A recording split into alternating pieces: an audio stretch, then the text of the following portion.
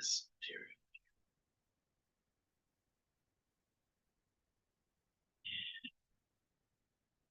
Your YouTube channel, I watch it. Is what it is. Yeah. It'll grow. I think like you just really need consistency. Yeah, I don't care. I'm here for people who want to be here. I'm not yeah. As I said, I don't work by like entry fee. You know, it doesn't matter if 10 people or 10,000 people are here. It's up for me. It's you know all the same. I'm happy if it's if I wanted to have a lot of people, I wouldn't be in Gainesville. I'd be in some big city or somewhere.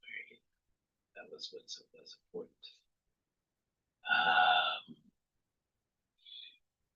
I found it interesting here in Gainesville, and it wasn't like that in Sarasota, but I think like over at the Reform, I've seen like probably a half a dozen conversions, from Christianity. I just thought that was fascinating. So I looked at, for example, Israel. They're Israeli Christians, and 30,000 of them are from Jewish. It's Jewish. They'll say Jewish Christians or whatever. And that's like 0.4% of the population. And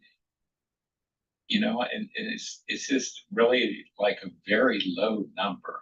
And I think that's interesting, because I don't remember, when in my walking through Christian churches, do I remember very many Jews at all that converted? So, and I'm seeing so many here in Gainesville. Well, and we don't. One thing, of course, that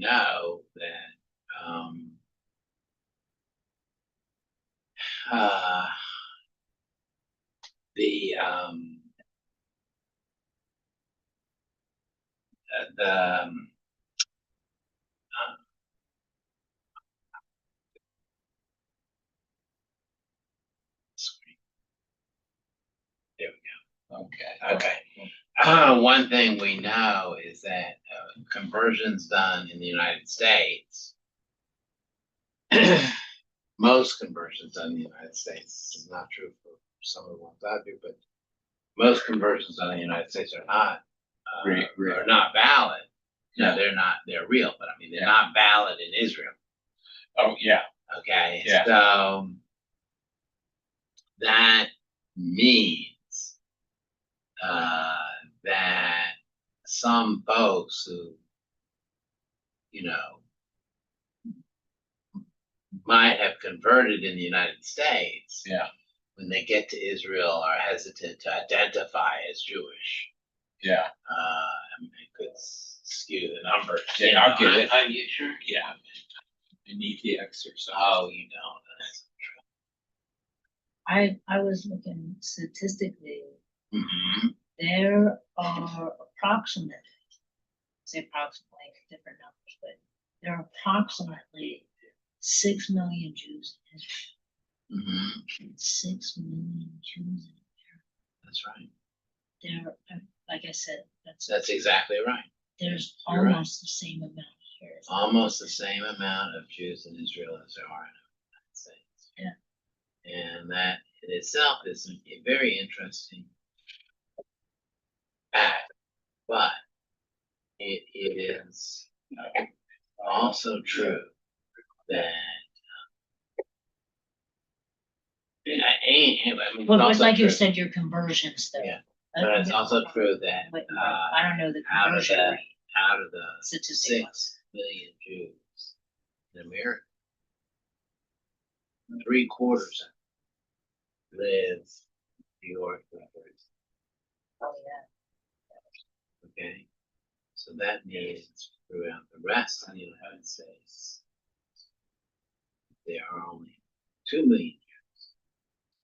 out of those 2 million, 2 million of it live in it. Yeah, it's like, So out of, now we got 1 million. Hi, Rabbi, how are you? Hi, I'm great. Hi, how you doing? I was dancing over there. It was good. It was good, and I danced on Saturday. Oh, you did? Okay. Yes, now. Well, I was thinking to him, I said, oopsie, I printed up the wrong stuff. No, you printed the right thing. I changed the topic. Okay. I'm happy. We'll do kashrut again, but Angela reminded me. I think I had covered kashrut You did. before, You did. so we're not gonna do a repeat. Although usually I'm better the second time around, but it's okay. It's okay. Instead, we're gonna go on to the next one, which is titled "Philosophers, Poets, and the Mystics: The Jewish Middle Ages." And we'll meet some of the characters in Jewish history that had a huge influence on Judaism.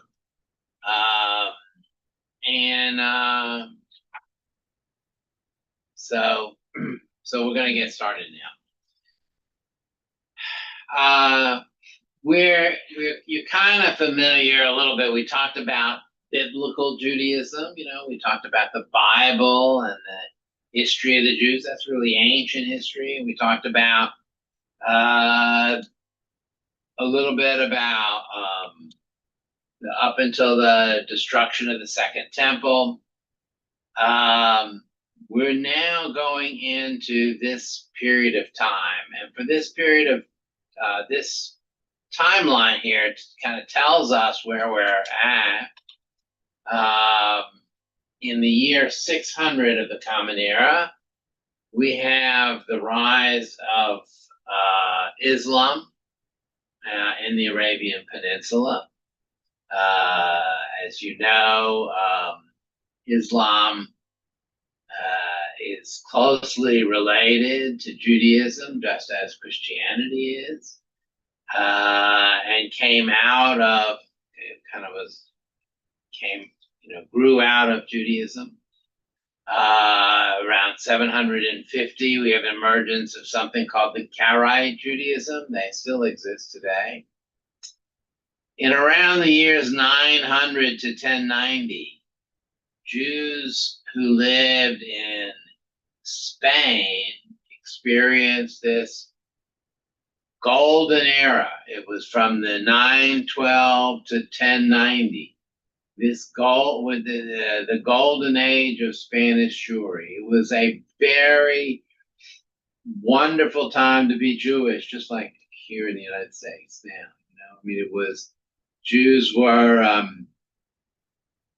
had equality. They had access to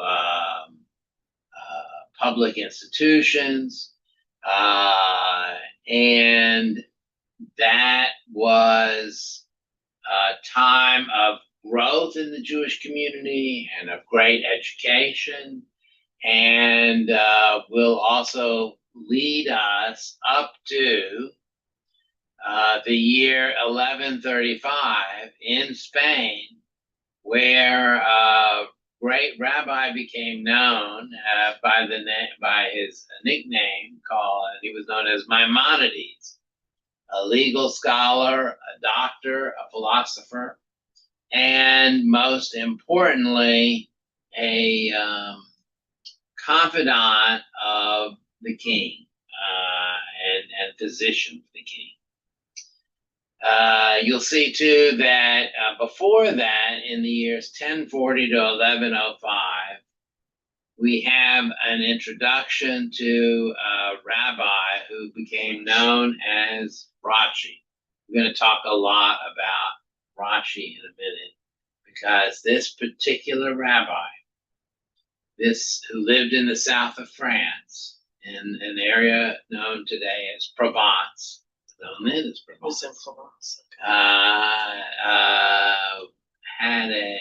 he was a prolific author and writer, and he would write commentaries and text that would shape Judaism until today. And he lived until 1105, but in 1095 was also the first crusade. So this is some of the time that we're going to talk about, this timeline, which goes all the way up to 1800. It talks about some of these other characters. If we have time, we'll talk about. Okay. We'll talk about them. Let's talk about Rashi first of all. This fellow here, Rabbi. Rashi is an acronym. Not an acronym. Yeah. That's when you use like Yeah, that. it's an acronym. An acronym. For a Rabbi Yitzchaki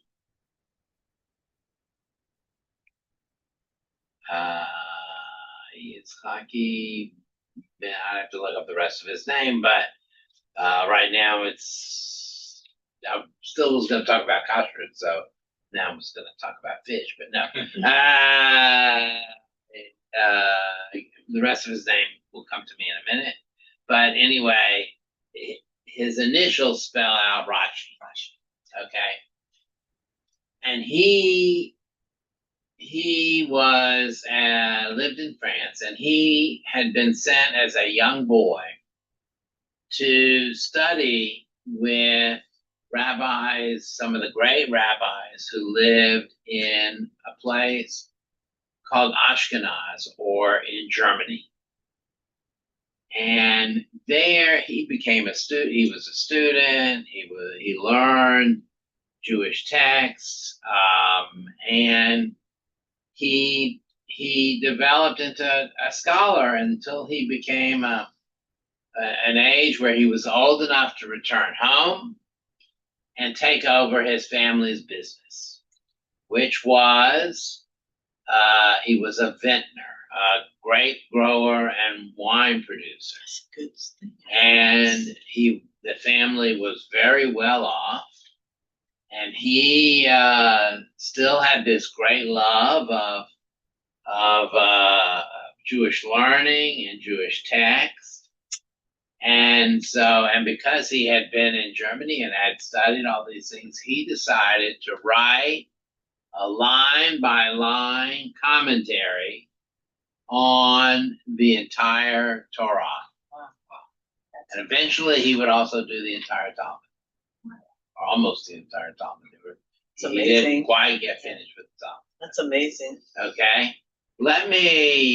Since I have my computer here, let me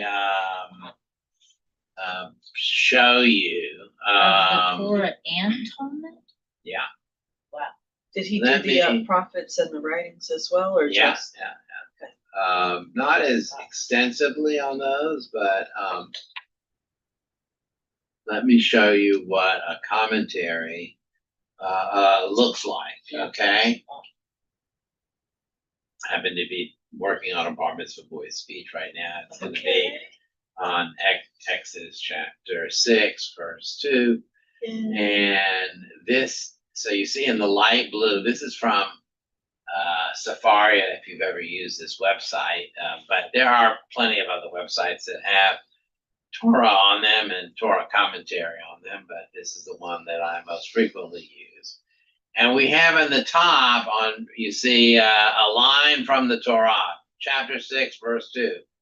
God spoke to Moses and said to him, I am Yud Hey Vav Hey. Sounds like a pretty clear sentence. Here's what Rashi has to say. He says, this first comment, this is what commentary is. His first commentary is, God spoke into Moses. He took him to task because he had earlier censoriously is, in Hebrew the word is, he spoke to him hard. Moses had spoken harshly to God and complained, "Why have you done so evil to this people?" And so, what Rashi's comment here does is it places in context, in Rashi's mind, it places in context this verse. God, it'll be like a play. Moses says to God, "Why are these people suffering?" And God replies, "I am Yud Hey Vav Hey." Why would Rashi say that God replies to him, Yud Hey Vav Hey? What's going on there? Does this remind you of anything? Reminds me of something. When your parents said, "Because I said so." Exactly. They might talk to me like that. Exactly. My mother's. When Moses complains, "Why are these people suffering?" God says, "I am Yud Hey Vav Hey." So Rashi, by giving us a commentary, which on a verse that we really understand, is suggesting that this is part of a conversation.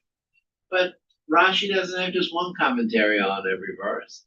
Oftentimes he has 2 or 3 commentaries to say. And here he says to him, and here's Rashi's second comment: Who am faithful to recompense with the full reward of those who walk before me? Nor have I set. I'm not going to read this whole thing, but it's a long commentary, and he basically repeats what he means to be saying before. You're going to do this because I am God. You're going to listen to me now. And you're going to now take your instructions from me because I'm God. Rashi does this with every verse. I mean, every time I highlight a verse, you see, here's the Rashi comment. Every verse. In some cases, Rashi is also translating. Rashi did not speak English. He spoke French.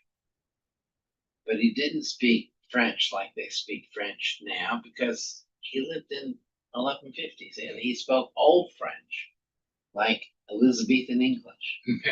And today, so when he translates a Hebrew word in the Torah into French so that people will understand it, today, French scholars will go to Rashi to reconstruct what Old French was like. Wow. What Old French was.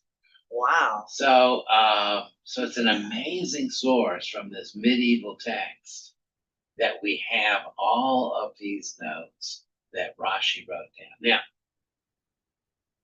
more than likely, others were also writing down commentaries. Usually, it's not so odd that, it's not usual that one person in the whole world will do one thing. Probably others did. But Rashi's commentary was so beloved. And there was no printing press, by the way. Yeah. Before printing presses. And typewriters. Was so beloved and was so authoritative that people copied it over and over again by hand. And when the printing press was invented, and the first Hebrew Bibles and Hebrew Bibles with commentary were printed, they had copies, the printers had copies of Rashi's texts and comments. They didn't have others. So he was very popular among people who were trying to understand the Torah. To this very day, we see the Torah through Rashi's eyes. Yeah. Every verse we look at his commentary. Every verse we go to him and we say, what does Rashi say? Now, we may disagree with him. Doesn't. And there are going to be, now he's not the since it's not like since 1105 there haven't been other commentaries. There's been another commentary every 2 years since 1105. So I mean, there's hundreds and hundreds of commentaries. But I have some comments myself. you have some comments yourself, right? So I mean, it's not like that. But we start with Rashi, and very often what we say is, what is Rashi's problem with this verse? What is a Rashi when he comments on a verse, just like he did on that last verse, we go to that and say, why did he feel the need to comment? And from that question, what was his problem? We may see other things that we want to talk about when it comes to that verse. We may begin to see that verse. So his influence was huge. And he did not only the whole Torah, the whole Tanakh, and eventually he sat down and began to write a commentary on the Talmud. And to this day, we have his commentary on the Talmud. Now, I will say that there are a number of biographies because you can glean a lot about his life from reading his commentaries, because he gives like real life examples. He'll say something like,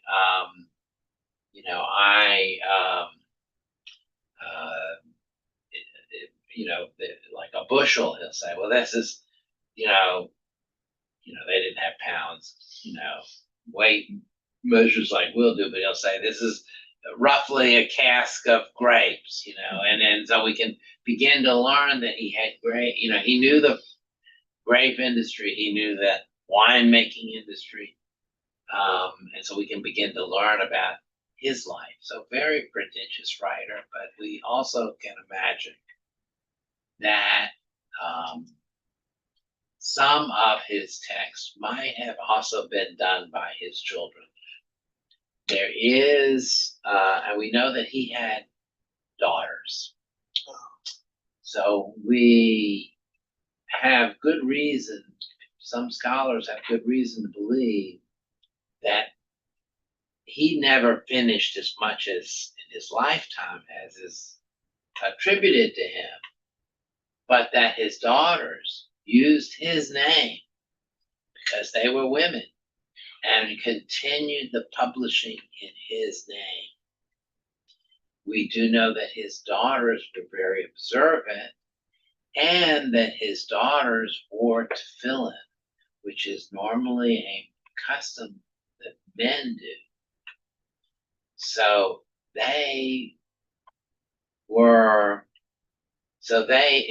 from there, people said, well, maybe they continued his father's work. They were also writers and academics and had learned from their father.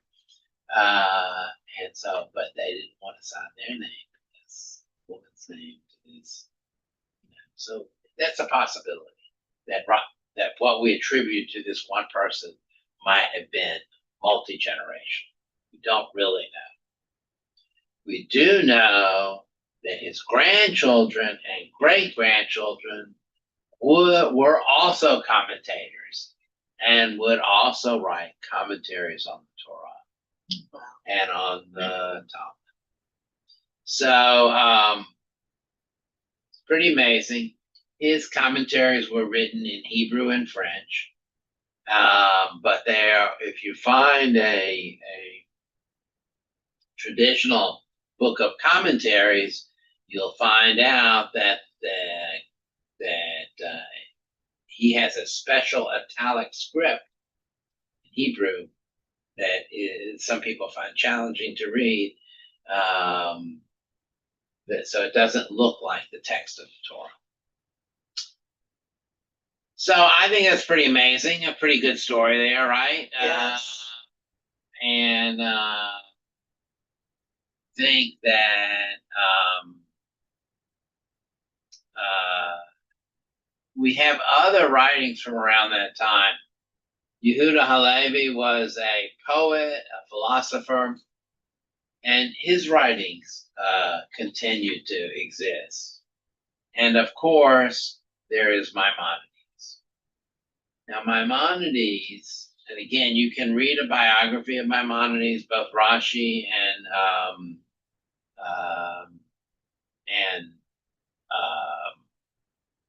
Maimonides have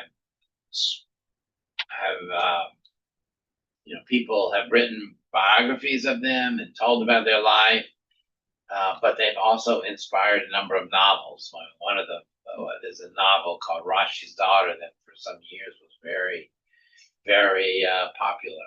It's a historical kind of novel. I bought about a his daughter. cartoon on Amazon Prime. I Yeah. have it like in my library, but it's a cartoon. It's a on cartoon this version of that. But yeah, of Rashi. It's a Yeah. great cartoon. but Yeah, it's yeah.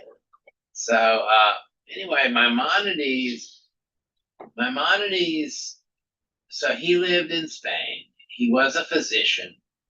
He was the physician to the king, essentially. And he was a scientist, but he was also a philosopher, and he was also a legal expert. And one of the things that he did was to codify the all the laws that exist in both the Torah, the Tanakh, and the Talmud.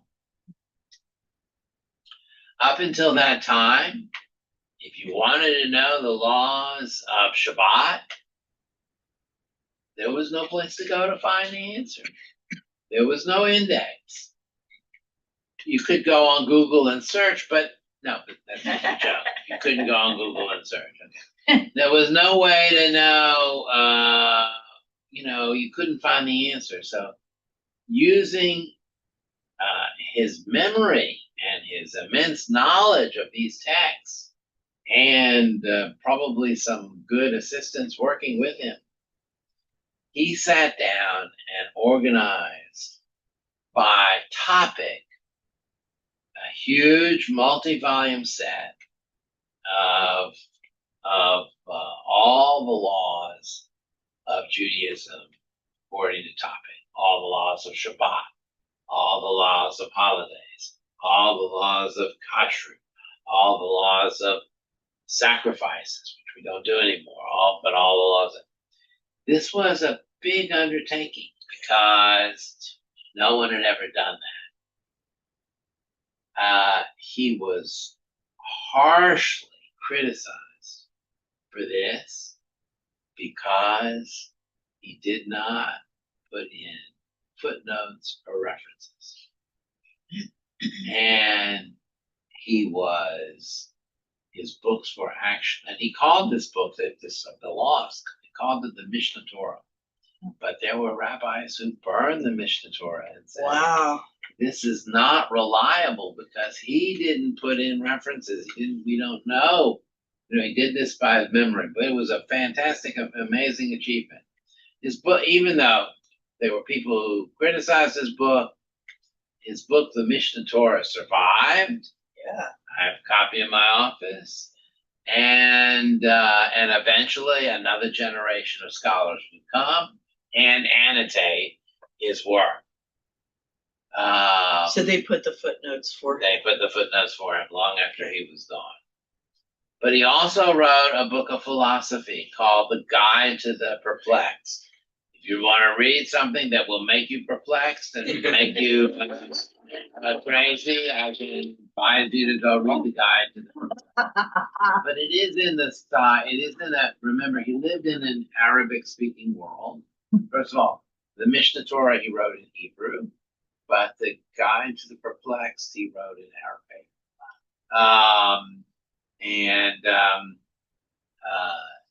And he writes in the style of medieval philosophy. So it's very dense material, very difficult to understand. But his attempt at coming to a philosophy of Judaism, coming to understand what was the essence of what Judaism was about, was also an important milestone in the development of Judaism.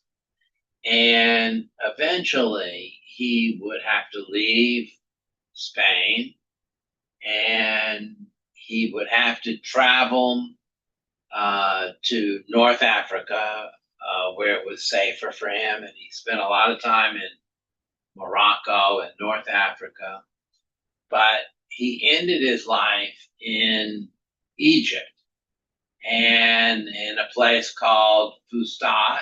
And there in that town, he was known to rabbis from all over the world, the known world at that time, Europe and everywhere, would write him letters, and he would write back. They would say, Rabbi, we don't know what to do about a particular situation. We don't know how to handle a situation in our community. And he would write them a response back. The reason I mention this is because he, in that town, in Fustat, which is in a neighborhood of Cairo, Egypt, there was a synagogue that had in it a room where if you had anything holy written down, any holy text or something written down, you would take it to them and they would put it in a room eventually to bury it. But they never got around to burying it. And it wasn't until the 1920s that this place, this synagogue, with its storage room, which has got the name of a Geniza, which means storage room, or old stuff, was discovered. It was discovered by a man named Solomon Schechter. It's a whole long story, an interesting story of how it was discovered. And Solomon Schechter, who was at that time a professor in Cambridge University in London, took all the materials. And lo and behold, what does he find in this big pile of basically garbage? He finds Maimonides' writings in Maimonides' own handwriting. Wow. In his own handwriting. Solomon Schechter, eventually, not long after he found this, would leave Cambridge, he'd come to the United States, and to continue his work on this material. So he took half of the materials that he had collected in Egypt, packed them in crates, and shipped them to New York, where he worked at the Jewish Theological Seminary, which just happens to be the place where I went to rabbinical school. And in the library of the seminary, in the rare books room, you go back in the rare books room, you ask for permission. They'll bring out a box of handwritten papers. It's kind of like parchment papers, like leather sort of. And they are including his signature and a lot of letters that he wrote, things that he had been working on, at places where he crossed out things. It is an amazing thing to think about, to find this resource. Yeah. Our librarian here in Gainesville at the Judaica librarian here in Gainesville, for many, many years was a librarian at Cambridge University, where she was in charge of the other half of the Geniza documents. Oh, wow. And she lives here in Gainesville now and has written a book about those documents. Not only Maimonides documents, but other scholars' documents. For example, we found in the Geniza was found copies of original prayers that have made it into the prayer book. So what happened was some of the prayers that we had in the prayer book, all of a sudden we find the author's original copies. Wow. And it's different. Somewhere between the 1100s and the 1930s, when these prayer books were being printed, someone had made some changes to these prayers. Maybe they fixed the grammar, maybe they changed the meaning. And now the prayer book that we use has the corrected version Oh. based on the actual author. So sometimes you'll go into another synagogue, you hear a prayer. People come to me and they'll say, well, they say it differently at Chabad or somewhere else. Yeah, they're using the later version. We're using the version based on the author's original. Wow. Okay. It's very interesting. It's not until the year 1200, 1290, that the first manuscripts of the Zohar appears. The Zohar is what is the works of Kabbalah. Now, this is when the first works of Kabbalah appear, but the book itself claims in the beginning of the book to be much, much older. I'll just put that it claims. You can see that in 1347, the Black Plague breaks out in Europe. As you probably know, that Jews were held responsible for that. And it was a period of terrible anti-Semitism. Not directly related, but kind of indirectly related. We have 1492, when Columbus sailed the ocean blue, and the Jews were expelled from Spain. Some believe quite fervently that Columbus might have been Jewish, or maybe some of his sailors were Jewish. Maybe he carried with him a Jewish translator, a Jewish translator, because he didn't think he was going to he thought he was going, he came to the wrong place. He thought he was going, back to India. And anyway, it came, and so it was common that translators were often Jewish, because Jews at this period of time were frequently employed as translators. Why? Because they would get to another community, and even if they didn't speak the language, there would be another Jew there who spoke Hebrew, who knew the language. So this Hebrew speaker could speak to that other Jewish person who was a Hebrew speaker, but who know their language, and they could then begin to communicate. That's fascinating. In 1563, a man named Rabbi Joseph Caro, Karo, takes Maimonides' code of Jewish law and updates it, and not only puts in all the annotations that were missing, but adds to it all the customs that had developed over time that people were doing in their community. This is a huge book, and it's called the Shulchan Aruch, which means the set table.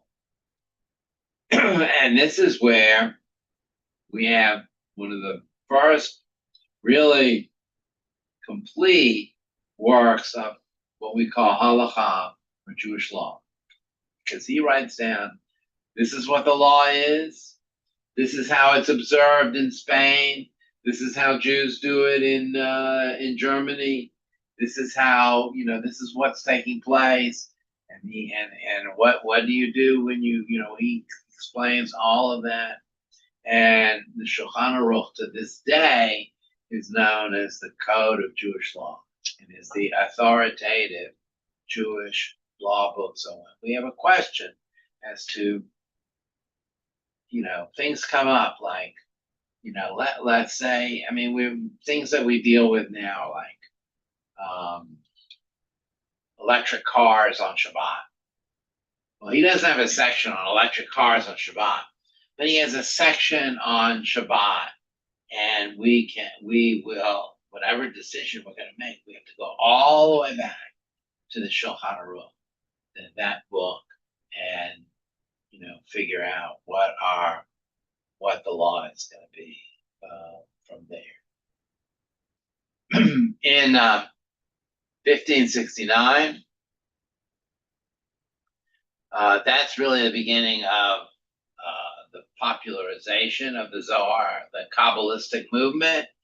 Isaac Luria makes, and I may do a whole class in this series on Kabbalah because a lot of people ask me a question about Kabbalah, and maybe we'll talk about it. But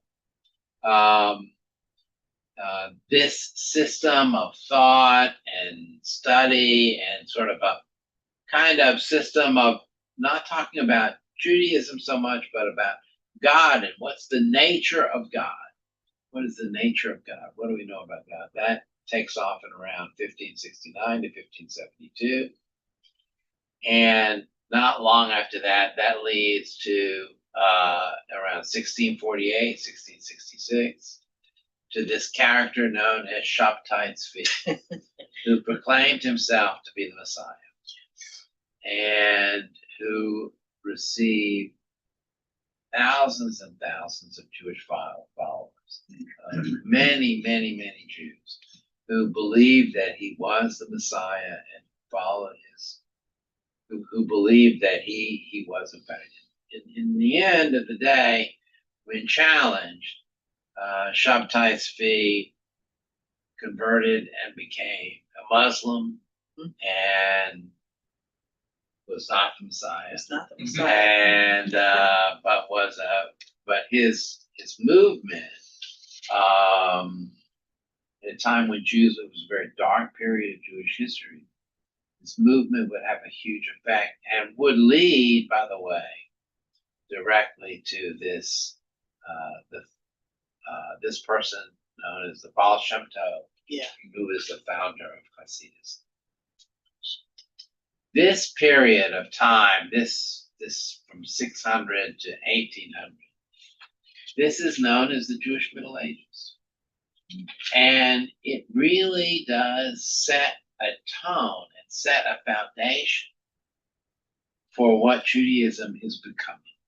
In that time, Judaism was becoming something. And of course, it's never, the essence of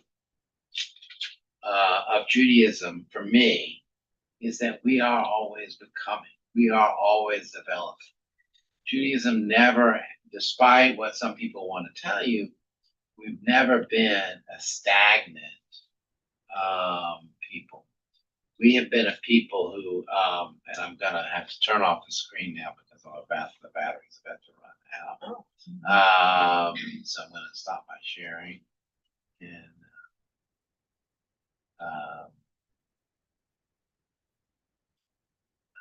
Okay. Yeah, Shlomo Yitzhak.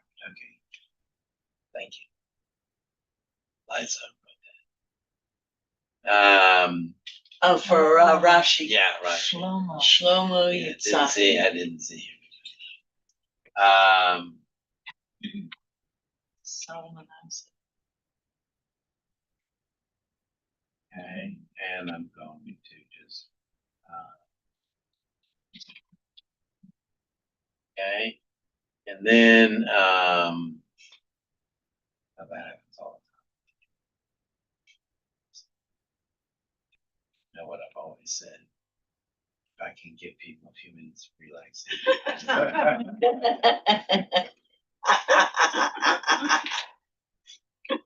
Okay. That's how I feel about during service. Anyway,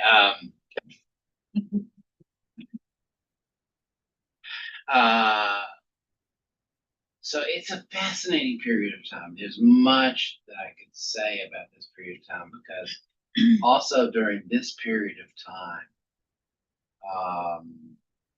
the printing press is invented. And all of a sudden, Judaism becomes accessible in a way that everything to everybody becomes accessible in a way it never was accessible. And the ability to learn text and to learn about the Talmud and about all of a sudden became open, to a much wider audience. and all of a sudden allowed Jews to have a much, fuller understanding of what was going on. You can imagine that prayer would have been a very different thing in a place where there were no prayer books. And some of our service today, when we go through the service and we look at it, why did we repeat the Amida?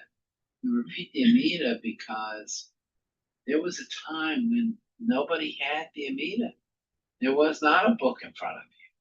So we repeated it because those people who didn't know it by heart or didn't have a book wanted at least could hear it. And so we gave a chance for people to say it, those who had books, but then, so some things remain with us from that middle age period as remnants. And some people say we should throw those remnants away. And I say the truth of the matter is that's a precious part of our history as well. Yes, Maimonides' Mishnah Torah has been updated and replaced, and today is really with our computers and access.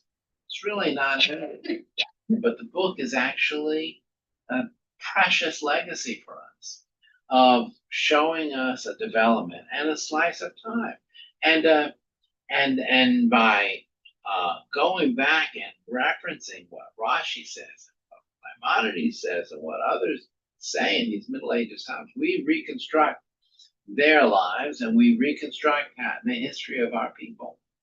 And that helps us understand who we are now and how we go forward in terms of continuing to develop our tradition.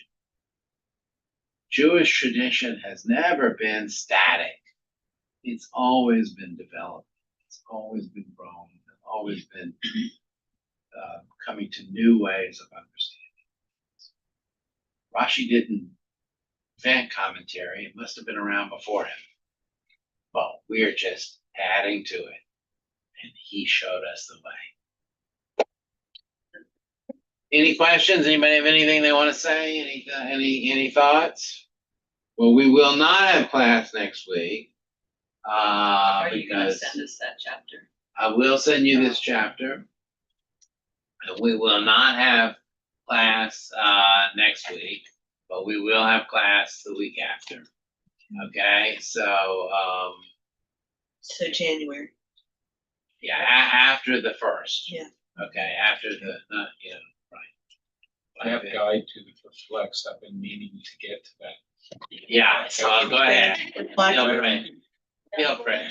Yeah. There are sort of like Cliff Note versions. I would highly recommend. Recommend Okay. But even the Cliff Note versions are difficult to understand. Who's writing for a different audience? But and in order to do, if you really want to get into that, you really have to start with Aristotle. He knew Aristotle very well. So I mean, he came out of a strong knowledge of Greek philosophy. Yeah. Okay. Yeah. So you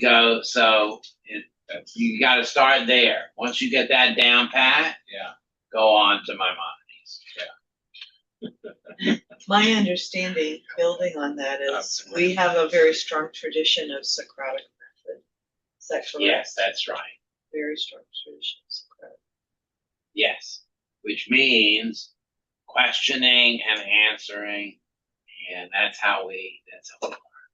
So questioning is part of it. Rabbi. Yes. Hi. Hi, guys. What exactly is Hasidism?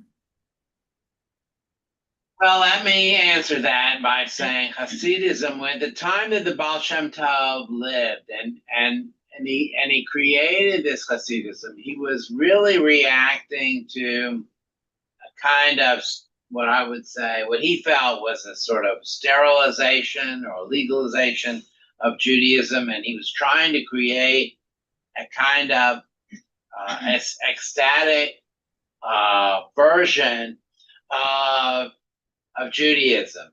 And his followers were not scholars, or probably we're not scholars, and we're not steeped in religious literature, but they were searching for a great spiritual understanding. He would encourage a very strict understanding of Jewish law, but with a healthy dose of a kind of ecstatic approach, or spiritual approach to prayer, to singing, to life, to having a kind of full approach to life. His followers, each of his followers, would themselves inspire followers who lived in different cities, and who would create their own versions of this kind of ecstatic Judaism that was not so much concerned with Jewish law or tradition, but was concerned with how are we going to connect to nature and to life, and a kind of earthy existence. And these people who lived in all these followers who lived in these different cities would become known as rabbis, or their own, or rabbis in these communities, and they would have their own followers. And so the Hasidim of today come from these descendants of the Baal Shem Tov. So that's a nutshell of what Hasidism is. But of course, like everything else, it's changed and developed, but at its core, at its very core, it maintains this idea of embracing, kind of a sensual embracing of life, and of dance and music. Joy. Something like the mysticism. Very connected to mysticism, the Kabbalah. And because there are so many different types of Hasidism, different way, and they're not really compatible with one another. I mean, for example, one kind of Hasidic person wouldn't go pray in another Hasidic synagogue. I mean, they have different ways of doing things. Okay. But they had developed at the same time as Kabbalah was developing and becoming popular. So it sort of mixed in there as well. Yeah. But at its essence was a very strict adherence to the law, but embracing at the same time this zest for life and a kind of earthiness to life. Thank you. I don't know how to explain it any better than that. I heard one time that someone said you could read Torah from a rationalist view or a mystical view. And Well, yeah. I kind of see that, because I lean a little bit to the mystical, but you kind of got to keep it simple. Well, I mean, I think the mystical view is very relevant, and I mean, I think that my own way of thinking is that we take from as moderns, how do we live in the year 2026 now? Yeah.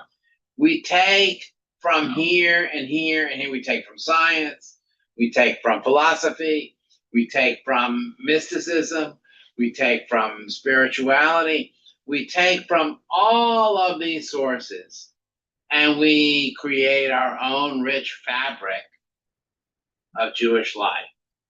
And if you look in the prayer book, our prayer book, for example, you'll find in the margins, the readings are Hasidic, they're legal, they're poetry from a lot of poetry from the Middle Ages, but also poetry from the 20th century as well, and the 21st century. So we're all of that. And that's how I understand us. Have a good evening. Thank you. Thank you, Rabbi. Thank you all. See you next year. Yeah. Oh, so you're going to Israel? Yes, I'll be gone at the end of January. You're looking. Oh, the forward end to of that? Or January. maybe not? Okay.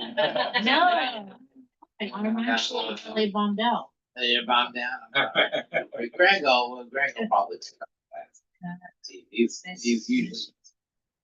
But I mean, I'm sure it's gonna be great for you Well, I've been to Israel then. to have a nice vacation and. Yeah, I mean, it's a hard. It's not the easiest. You need a vacation after the vacation, Yeah, it's not the easiest. If we're going to see family who are. Oh, that's. It is a vacation, but that's not the purpose. If it was closer, if it was like an hour away, it would be A little different, yeah. It would be different, but 13, 14 hours away is Yeah. too hard. All right.